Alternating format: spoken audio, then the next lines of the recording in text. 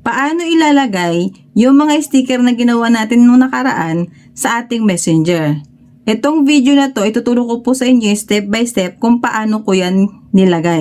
So, ituturo ko po. Kung napanood nyo po yung nakaraan, yung aking ginawang sticker gamit ang Gemini AI, ito po yung gagawin natin. Once nakagawa ka na ng image na yon, ng sticker na yon, ay sundan mo lang itong video na to kung paano gagawin. Kasi di ba nga, yung ginawa natin is marami yon. So, ganito yung gagawin natin para magawa mo ng maayos at tama. So, una, pumunta po tayo sa ating gallery. And then, hanapin lang po natin dyan yung ginawa nating sticker. Dahil marami yan, ang gagawin po natin, i-crop po natin yan ng isa-isa. Katulad po ng ganyan.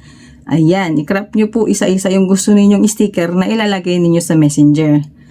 Marami kang pwedeng ilagay sa inyong mga messenger. Katulad nung sa akin, marami yan. So, ayan, pag natapos ka na po mag-crop ng mga sticker na gusto mong ilagay sa iyong messenger, pumunta na po tayo sa ating messenger.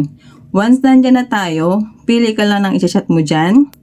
And then, pag nandyan ka na sa chat room, i-click mo lang po yung emoji sticker na yan. And then, sa baba niyan, hanapin nyo po yung sticker na may pencil na sign. Once nandyan ka na, piliin mo na po yung sticker na gusto mong idagdag. So, ayan, katulad niya yung tap natin. I-click lang po natin yan. And then, wait lang tayo, mag-a-appear na po yan dyan.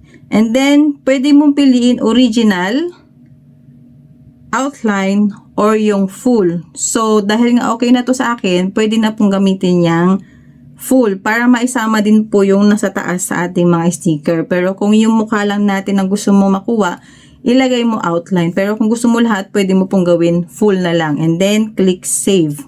And then, automatic nandiyan na po yan sa ating mga sticker. So, pwede kang magdagdag ng maramihan. Katulad niyan, magdadagdag ako ulit. And kung napapansin niyo, marami na po yung sa aking mga ginawang sticker. So, pwede na pong isend yan sa inyong mga ka-chat. So, ayan, di ba ang cute lang? Upgraded na talaga ngayon sa Messenger kasi pwede na po tayong mag-edit ng sarili nating sticker na kung ano yung gusto nating sticker. Pwedeng gamitin ninyo image ninyo na katulad ng ating tutorial ng nakaraan. This time, pwede naman po na gumawa ka lang sa Gemini AI. Mas cute, mas upgrade. So, ayan.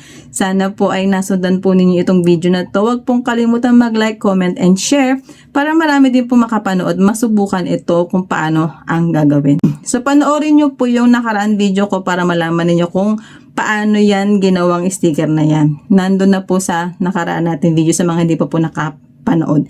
So, hanapin nyo lang po sa aking mga videos. Nandyan lang yan. So, ayan, maraming salamat po ulit. Huwag pong kalimutan mag-follow kung hindi ka pa naka-follow para lagi kang updated sa lahat ng mga video na aking pinopost dito sa aking bahay. Thank you and see you! Bye-bye!